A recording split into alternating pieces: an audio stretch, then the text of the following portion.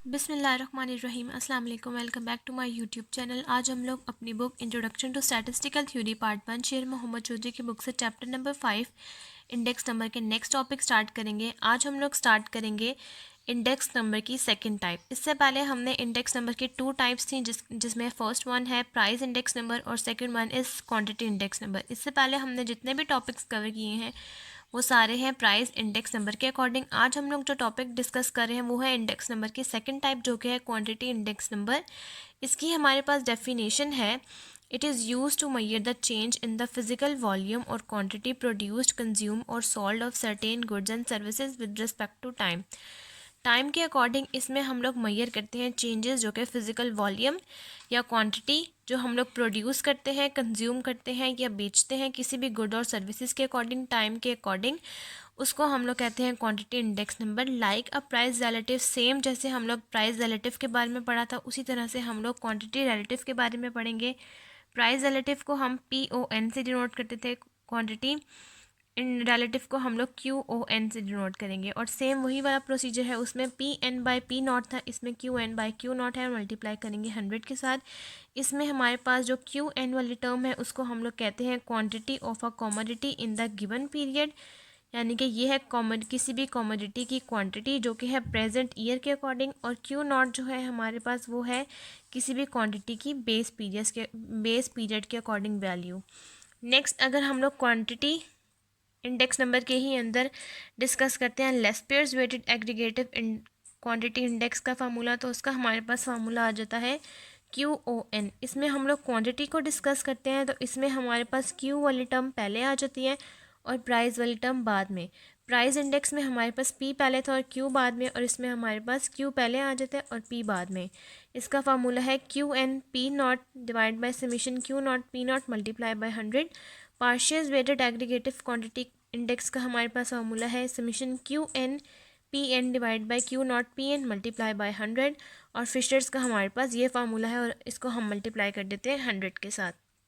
These index number are also called volume index number और quantum index number. इस index number को हम लोग वॉल्यूम इंडेक्स नंबर और क्वांटम इंडेक्स नंबर भी कहते हैं। When the price of a commodity during a period is multiply by its quantity produced, purchased or sold during the period, we get total value by PN, PQ और V. A value relative is, अगर हमारे पास किसी भी commodity की price जो कि during period और उसको हम लोग मल्टीप्लाई कर दें किसी भी क्वांटिटी की जिसको हमने प्रोड्यूस किया हो, परचेज़ किया हो या सोल्ड किया हो उसी पीरियड के अकॉर्डिंग, उसको हम लोग कहेंगे कि ये है टोटल वैल्यू बाय PQ, या फिर उसको हम V कहेंगे। वैल्यू रिलेटिव को हम लोग डिनोट करेंगे VON से और इसका हमारे पास फार्मूला आ जाता है PN QN divide by P0 Q0 multiply by 100। और इसको हम लोग कहते हैं VN और इसको हम लोग कहते हैं V0 और इसको हम लोग मल्टीप्लाई कर देते हैं 100 के साथ। नेक्स्ट जैसे हम लोगों ने वेटेड एग्रीगेटिव क्वांटिटी इंडेक्स पढ़ा था उसी तरह से हमारे पास टॉपिक है वेटेड रिलेटिव क्वांटिटी इंडेक्स, जिसका हमारे पास फार्मूला है QON is equals to summation QN by Q0 multiply by W divide by summation W, और इसको हम लोग 100 से मल्टीप्लाई कर देते हैं। नेक्स्ट है हमारे पास topic test for index number formula. हमारे पास यहाँ इंडेक्स नंबर के कुछ टेस्ट के फार्मूलाज हैं। A good index number formula is required to satisfy the following test. जो अच्छा इंडेक्स नंबर होता है उसका फार्मूला रिक्वायर करता है कि आप उसकी कंडीशंस को सेटिस्फाई कर दें जो कि हमें प्रपोज किया है आइवरिंग फिशर्स ने। सबसे पहला हमारे पास इसकी टाइप है टाइम रिवर्सल टेस्ट। इसमें हम लोग टाइम को रिवर्स करते हैं और इसको हम लोग मेंशन करते हैं। इसकी हमारे पास डेफिनेशन है, if the time subscript 0 and n are interchange a price और quantity index number formula, the resulting price और quantity formula should be the reciprocal of the original index formula ignoring factor 100। इसमें हम लोग क्या करते हैं कि हमारे पास जो प्राइस या क्वांटिटी का कोई भी फार्मूला होगा उसके ऑपोजिट जो भी हम लोग लेंगे उसका हम लोग रेसिप्रोकल कर देंगे और उसको हम लोग 100 के साथ मल्टीप्लाई नहीं करेंगे, सिर्फ हम लोग रेसिप्रोकल ले लेंगे और हमारे पास टाइम रिवर्सल टेस्ट आ जाएगा जिसका फार्मूला है हमारे पास ये।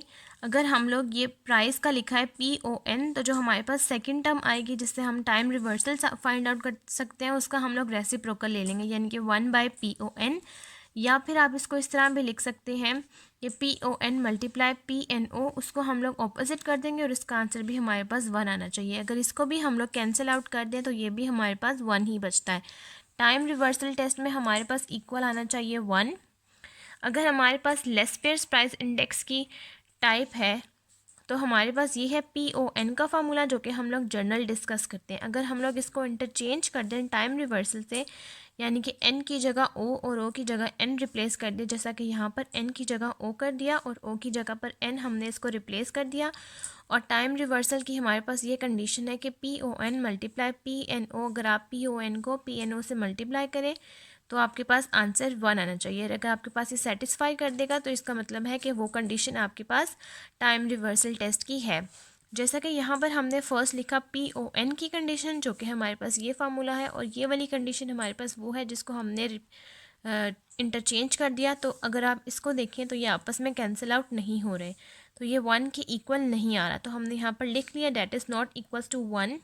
नेक्स्ट है हमारे पास पार्शियस प्राइस इंडेक्स, जिसमें सबसे पहले हमने यहाँ पर लिखा पार्शियस का फार्मूला, जो कि है PON।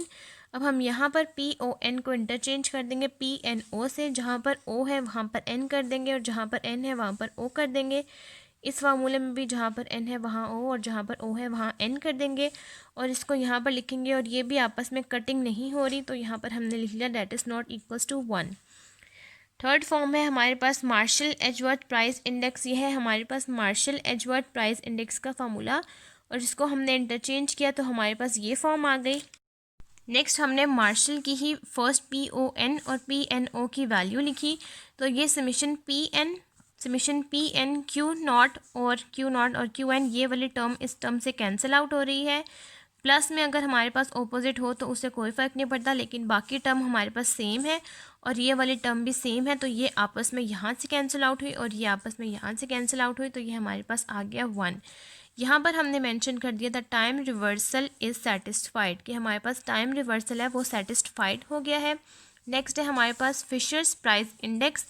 ये हमने फिशर्स प्राइस इंडेक्स का फार्मूला लिखा और इसको हमने इंटरचेंज कर दिया। अब नेक्स्ट हम इसको मल्टीप्लाई करेंगे, तो हमने एक ही अंडर रूट के अंदर ये हमने लिख लिया PON की टर्म, इस ब्रैकेट से इस ब्रैकेट तक ये है PON की टर्म और ये है PNO की टर्म। यहाँ पर से जो हमारे पास ये वाली पूरी टर्म है समीशन PN Q0, ये कैंसिल हो गया इसके साथ, और ये PN QN इसके साथ कैंसिल हो गया, और समीशन P0 QN कैंसिल हो गया इसके साथ, और ये समीशन P0 Q0 कैंसिल हो गया इस वाली टर्म के साथ। तो मतलब कि ये पूरी टर्म्स आपस में कैंसिल आउट हो चुकी हैं, तो ये हमारे पास बचा 1। तो हमने यहाँ लिख लिया कि Fisher's price index is satisfied by time reversal, के टाइम रिवर्सल फिशर्स में भी सेटिस्फाइड कर गया है। अब हमारे पास है टेस्ट फॉर इंडेक्स नंबर की सेकंड टाइप। इससे पहले हमने पढ़ा है टाइम रिवर्सल टेस्ट, अब हम लोग पढ़ेंगे फैक्टर रिवर्सल टेस्ट। इसमें हम लोग क्या करते हैं, if the factor P for prices and Q for quantities occurring in a price और क्वांटिटी इंडेक्स फार्मूला, अगर हमारे पास फैक्टर P या Q अकर कर रहा हो प्राइस इंडेक्स में या क्वांटिटी इंडेक्स के फार्मूले में, और उसको हम लोग इंटरचेंज करें सो डैट द क्वांटिटी और प्राइस इंडेक्स इज़ ऑब्टेन, तो हमारे पास क्वांटिटी आ जाती है, index number price index number आ जाएगा या क्वांटिटी इंडेक्स नंबर आ जाएगा, और उसको अगर हम लोग मल्टीप्लाई करें दो इंडेक्स नंबर को तो हमारे पास वैल्यू इंडेक्स आना चाहिए। वैल्यू इंडेक्स है summation PN QN divide by P0 Q0। In other words, अगर हम लोग दूसरे अल्फाजों में कहें तो हमारे पास अगर प्राइस इंडेक्स और क्वांटिटी इंडेक्स को मल्टीप्लाई किया जाए तो आपके पास वैल्यू इंडेक्स आना चाहिए। फैक्टर में हम लोग के पास जो आंसर आना चाहिए वो वैल्यू इंडेक्स के इक्वल आना चाहिए, और टाइम रिवर्सल में हमारे पास जो आंसर आना चाहिए वो 1 के इक्वल होता है। तो हम इसको आगे फर्दर सॉल्व करते हैं। तो फर्स्ट ऑफ ऑल हमने फैक्टर रिवर्सल टेस्ट में ही सेम उसी तरह से जिस तरह से हमने लेस पेयर्स, पार्शियस और फिशर और मार्शल को लिया, तो उसी तरह से हम यहाँ पर भी सबसे पहले लिख लेंगे लेस पेयर्स प्राइस इंडेक्स और क्वांटिटी इंडेक्स, क्योंकि हमने फैक्टर में प्राइस इंडेक्स और क्वांटिटी इंडेक्स को दोनों को मल्टीप्लाई करेंगे ताकि हमारे पास वैल्यू इंडेक्स यानी कि VON आना चाहिए। ये है हमारे पास प्राइस इंडेक्स का लेस पेयर्स प्राइस इंडेक्स का फार्मूला, और ये है लेस पेयर्स क्वांटिटी इंडेक्स का फार्मूला। अब जब हम लोग इसको कटिंग करते हैं, यानी कि ये है समीशन PN Q0, तो यहाँ पर summation Q0 P summation P N Q naught नहीं है, इसका मतलब ये आपस में कट नहीं हो सकता और ये भी आपस में कट नहीं हो सकता, तो इसका मतलब है कि ये हमारे पास वैल्यू इंडेक्स नहीं बन रहा। और यहाँ पर हमने लिख लिया that is not equals to value index. Next जब हमने पार्शियस प्राइस इंडेक्स और क्वांटिटी इंडेक्स फाइंड किया, तो ये है हमारे पास पार्शियस प्राइस इंडेक्स का फार्मूला और ये है पार्शियस क्वांटिटी इंडेक्स का फार्मूला। और जब हमने इसको भी कटिंग की तो ये भी हमारे पास वैल्यू इंडेक्स नहीं बन रहा। नेक्स्ट जब हमने मार्शल एजवर्थ प्राइस इंडेक्स और क्वांटिटी इंडेक्स लिखी, तो ये हमारे पास है प्राइस इंडेक्स मार्शल का और ये है मार्शल एजवर्थ क्वांटिटी इंडेक्स का, तो ये भी आपस में कटिंग नहीं हो रही, तो यहाँ पर भी हमने लिख लिया दैट इज़ नॉट। जबकि हमारे पास मार्शल एजवर्थ जो है वो टाइम रिवर्सल में इक्वल था 1 के, और यहाँ पर मार्शल एजवर्थ फैक्टर रिवर्सल में वैल्यू इंडेक्स के इक्वल नहीं है। अब लास्ट जो हमने है फिशर्स प्राइस इंडेक्स और फिशर्स क्वांटिटी इंडेक्स, उसका हमने फार्मूला लिखा, तो ये हमने लिख लिया फिशर्स प्राइस इंडेक्स का फार्मूला और ये है फिशर्स क्वांटिटी इंडेक्स का फार्मूला, और इसको हमने इक्वल पुट करना है कि ये आए हमारे पास वैल्यू इंडेक्स का। तो ये summation P N Q naught यहाँ से कट हो गया और ये summation P N Q naught यहाँ पर कट नहीं हुआ, तो ये हमने ऐसे ही रहने दिया, और ये summation P not Q not भी कैंसिल आउट हो गया, और ये वाला समीशन ये वाला इससे कैंसिल नहीं हुआ क्योंकि यहाँ पर समीशन पी नॉट और ये क्यू नॉट, ये वाला समीशन पी नॉट और क्यू नॉट और ये summation P N Q N है, और यहाँ पर बचा समीशन क्यू नॉट और पी नॉट, ये भी कैंसिल आउट नहीं होगा और summation P not Q N इससे कैंसिल आउट हो जाएगा। इसका मतलब है कि यहाँ पर हमारे पास यहाँ बच गया summation P N Q N और summation Q N P N, और यहाँ नीचे बच गया summation P not Q not और यहाँ summation Q not P nought. तो इसको अब हमने यहाँ पर क्या किया, इनको हमने मल्टीप्लाई कर दिया, तो ये आ गया summation under root summation P N Q N का स्क्वायर और ये आ गया summation P not Q not का स्क्वायर। तो अंडर रूट से हमने इन दोनों के स्क्वायर्स को कट कर दिया। आप इस पे अलग अलग अंडर रूट भी अप्लाई कर सकते हैं, तो अंडर रूट इस स्क्वायर से कैंसिल आउट हो जाएगा, तो हमारे पास सिंपल ये वाली फॉर्म बची। ये वाली फॉर्म हमारे पास value index summation P N Q N divide by summation P not Q nought के इक्वल है। तो हमने यहाँ पर लिख लिया कि factor reversal test is satisfied, कि फिशर प्राइस इंडेक्स और क्वांटिटी इंडेक्स में टाइम रिवर्सल टेस्ट सेटिस्फाई कर रहा है।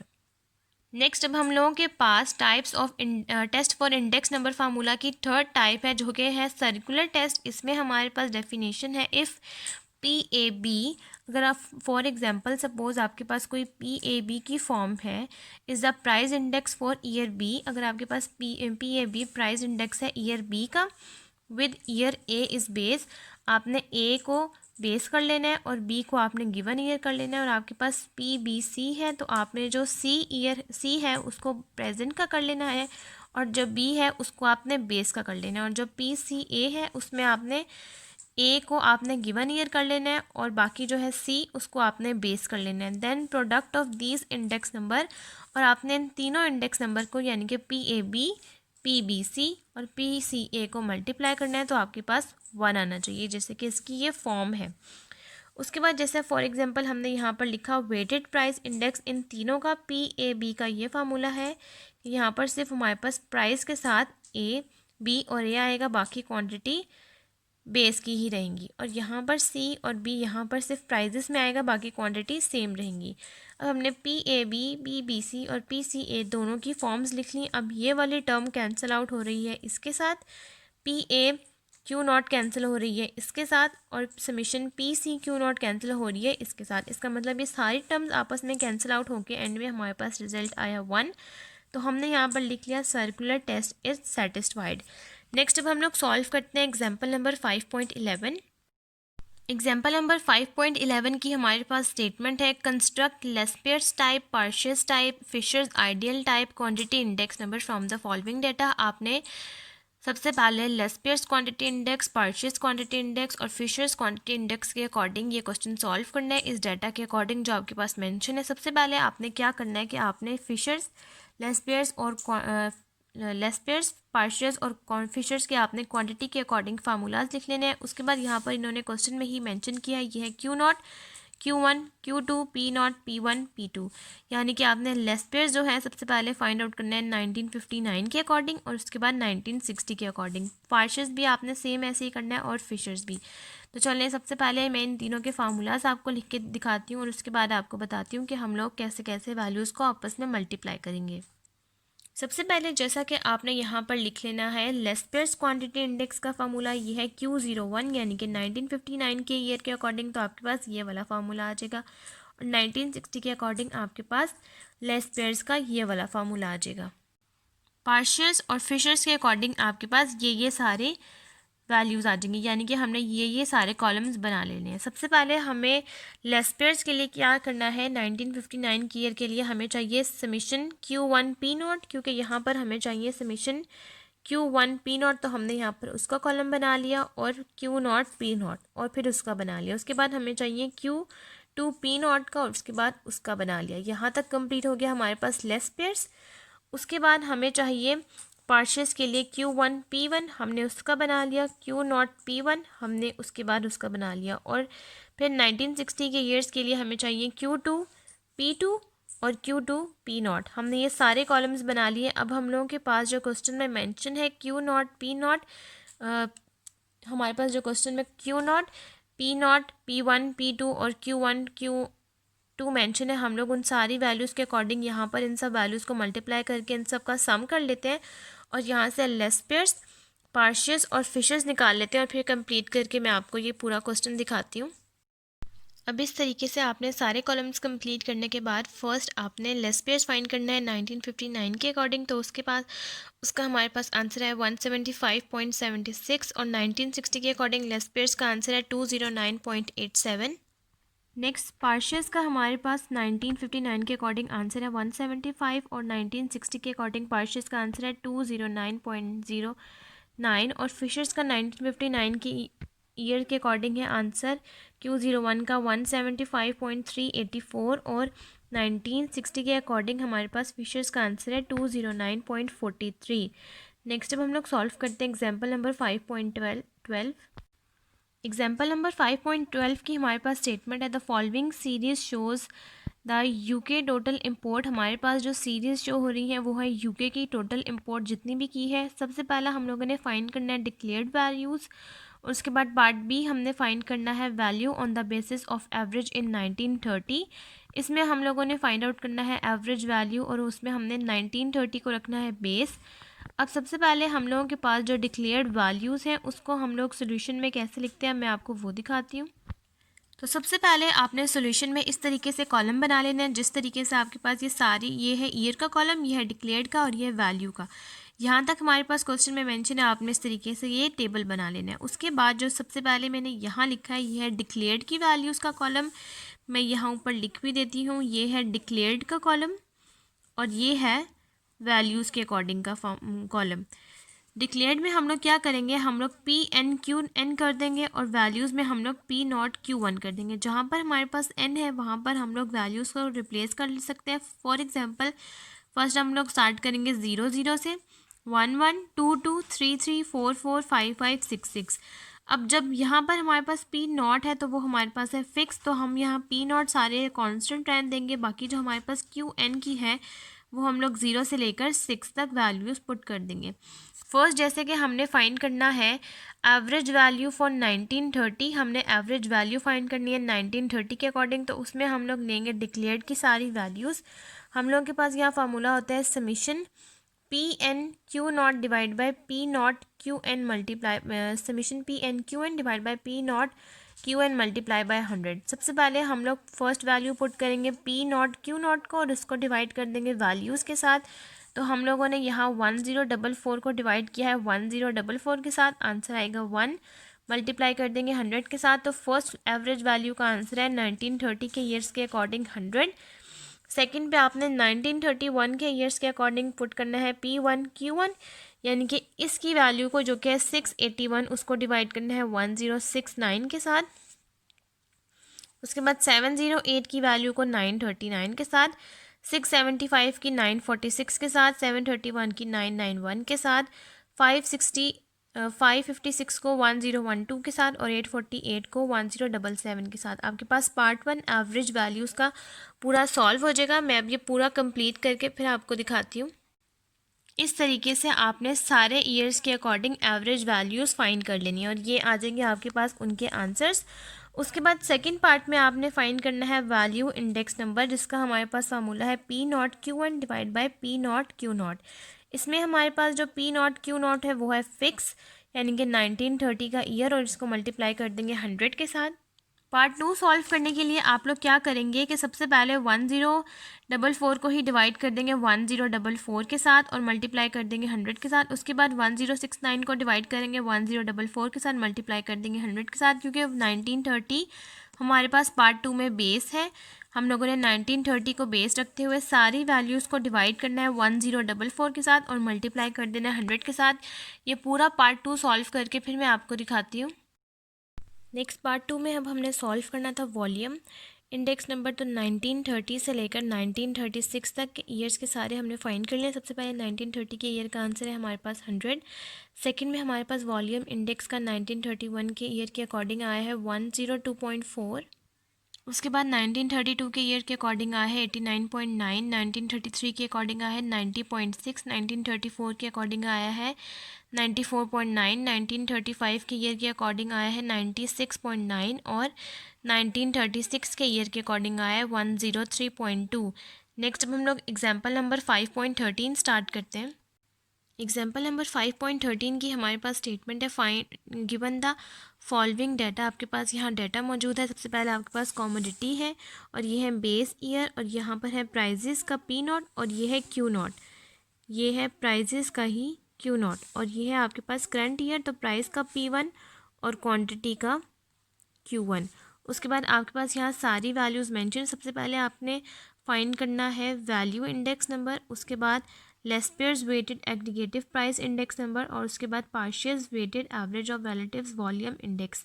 अब सबसे पहले मैं आपको वैल्यू इंडेक्स नंबर, लेस्पियर्स और पार्शियस इन तीनों के फार्मूलाज लिख के दिखाती हूँ और उसके बाद हम लोग देखते हैं कि हमें इन फार्मूलाज के अकॉर्डिंग किस किस कॉलम की ज़रूरत है। अब ये आ गए हैं हमारे पास तीनों के फार्मूलाज। वैल्यू इंडेक्स का फार्मूला है हमारे पास summation P one Q one P not Q one. Laspeyres का है हमारे पास summation P one Q naught divide by summation P not Q naught multiply by 100 और पार्शियस का है summation Q one by Q not P one divide by Q not P one multiply by 100। अब इन formulas के according अब मैं आपको बताती हूँ कि हमें किस किस कॉलम की ज़रूरत है। उन सारे कॉलम्स को मल्टीप्लाई करके आंसर उनके समीशन सॉल्व करके मैं वैल्यू इंडेक्स नंबर, लेस्पियर्स और पार्शियस इन तीनों का आंसर फिर कंप्लीट करके फिर आपको दिखाती हूँ।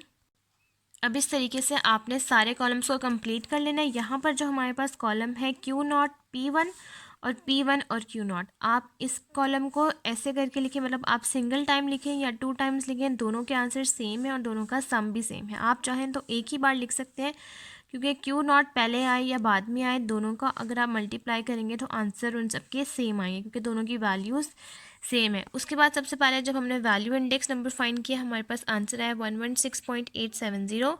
लेस्पियर्स का आंसर है 94.29 और पार्शियस का हमारे पास आंसर है 123.944।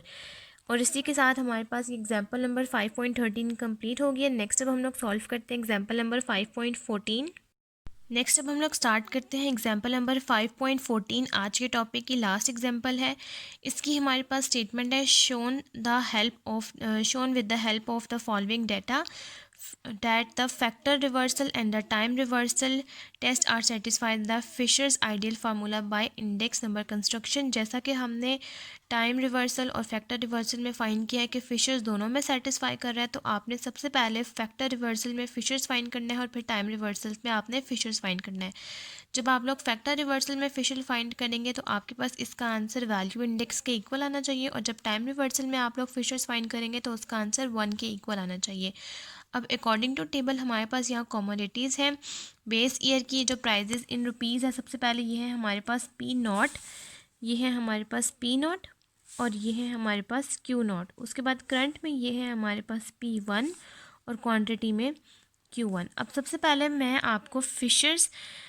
मैं आपको दिखाती हूँ वैल्यू इंडेक्स का फार्मूला, उसके बाद फिशर्स का टाइम रिवर्सल के अकॉर्डिंग फार्मूला और फिर फिशर्स का फैक्टर रिवर्सल के अकॉर्डिंग फार्मूला। तो चलिए मैं आपको इन सब के फार्मूलाज दिखाती हूँ, उसके बाद दिखाती हूँ कि इन कॉलम्स में हम लोग किस फार्मूले के अकॉर्डिंग किस किस कॉलम की ज़रूरत है। अब यहाँ पर सबसे पहले हमने लिख लिया है वैल्यू इंडेक्स का फार्मूला, क्योंकि हम लोग वैल्यू इंडेक्स का फार्मूला निकालेंगे तब भी हमें पता चल सकेगा कि फिशर्स फैक्टर रिवर्सल में ये वैल्यू इंडेक्स के फार्मूले के अकॉर्डिंग है या नहीं। सबसे पहले हमने ये लिखा फिशर्स फैक्टर रिवर्सल में ये प्राइस का फार्मूला और ये क्वांटिटी का फार्मूला, ये है P01 Q01। इस दोनों को आंसर के हम लोग मल्टीप्लाई करेंगे और हमारे पास ये वैल्यू इंडेक्स का ये आंसर आना चाहिए। उसके बाद हम लोगों ने चाहिए फिशर्स टाइम रिवर्सल के इक्वल, तो ये है P01, ये है उसका फार्मूला, और ये है P10 के इक्वल। P01 और P10 को मल्टीप्लाई करें तो दोनों का आंसर आना चाहिए 1। अब यहाँ पर मैंने कॉलम्स कुछ इस तरीके से बनाए हैं। सबसे पहले हमें चाहिए वैल्यू इंडेक्स का P1 Q1, तो वो मैंने यहाँ लिखा है, और P0 Q0, तो वो मैंने यहाँ लिखा है। फिशर्स में हमें चाहिए P1 Q0, वो मैंने यहाँ लिखा है, P1 Q1, उसके बाद P0 Q0 और P0 Q1। उसके बाद हमें चाहिए फिशर्स में ही क्वांटिटी का Q1 P0 Q1 P0 है हमारे पास। ये आप P0 Q1 लिखें या Q1 P0 लिखें, दोनों का आंसर सेम आएगा, तो जो इस कॉलम का आंसर आएगा आप वो यहाँ पुट कर सकते हैं। उसके बाद है P1 Q1, तो उसका है हमारे पास आंसर ये, P1 Q1 हो या Q1 P1 हो, इसका आंसर भी सेम आएगा। उसके बाद है P0 Q0, तो उसका आंसर आप यहाँ से ले सकते हैं, और उसके बाद है Q0 P1, उसका आंसर आप लोग यहाँ से ले सकते हैं। इन सारी वैल्यूज़ को आप फिशर्स क्वांटिटी और वैल्यू के अंदर पुट करेंगे, आपके पास आंसर आ जाएगा। उसके बाद फिशर्स टाइम रिवर्सल में जब आप पुट करेंगे तो आपके पास आंसर आना चाहिए 1। अब इन पूरे चीज़ों को कंप्लीट करके फिर मैं आपको दिखाती हूँ कि क्या हमारे पास फिशर में टाइम रिवर्सल में वैल्यू इंडेक्स के इक्वल आ रहा है और फिशर्स टाइम रिवर्सल में हमारे पास 1 के इक्वल आ रहा है या नहीं। अब ये हम लोगों ने सारे फार्मूलाज लिखने के बाद ये हम लोगों ने कॉलम कंप्लीट कर लिए। सबसे पहले हम लोगों ने निकाल लिया वैल्यू इंडेक्स, जिसका आंसर है 1880 डिवाइड बाय 1440। उसके बाद जो फार्मूलाज मैंने आपको फिशर्स फैक्टर रिवर्सल के लिखवाए थे, उसके फार्मूला के अकॉर्डिंग हमें P01 मल्टीप्लाई Q01 वो चाहिए था V01, यानी कि वैल्यू इंडेक्स के इक्वल। तो हमने यहाँ पर P01 के अंदर सारी वैल्यूज़ पुट की। सबसे पहले जो हमारे पास 1900 है वो Q01 के 1900 से कैंसिल आउट हो गया, और 1464 इससे कैंसिल आउट हो गया, और बाद में ये बचा 188 और 188 इसका स्क्वायर, या फिर आप इसको मल्टीप्लाई भी कर सकते हैं या फिर आप स्क्वायर ले लें। स्क्वायर लेना ज़्यादा इजी है, और यहाँ पर 144 का स्क्वायर ले लिया हमने। उसके बाद ये स्क्वायर इस अंडर रूट से कट गया, तो पीछे बचा हमारे पास यही वाली फॉर्म, और ये इक्वल आ गया हमारे पास वैल्यू के, तो हमने यहाँ लिख लिया कि ये प्रूव्ड हो गया है। और सेकंड में हम लोगों ने फिशर्स टाइम रिवर्सल निकालना था, तो ये P01 और ये P10 की टर्म लिखी है। हर एक एक टर्म एक एक चीज़ से कैंसिल आउट हो रही है, तो हमने यहाँ लिख दिया कि ये 1 इक्वल है 1 के, और ये भी लिख लिया हेंस प्रूव्ड। यहाँ तक हमारे पास एग्जाम्पल नंबर 5.14 कंप्लीट हो गया, और आज का लेक्चर भी हमारा यहीं तक कंप्लीट हो गया। अगर आपको मेरी आज की वीडियो अच्छी लगे तो मेरी वीडियो को लाइक करें, शेयर करें, मेरे चैनल को सब्सक्राइब करें, और साथ में बने बेल आइकन को भी प्रेस करना ना भूलें, ताकि आपको मेरी आने वाली वीडियोज़ की नोटिफिकेशन सबसे पहले मिलती रहे। आज की वीडियो के लिए थैंक यू। अल्लाह हाफिज़।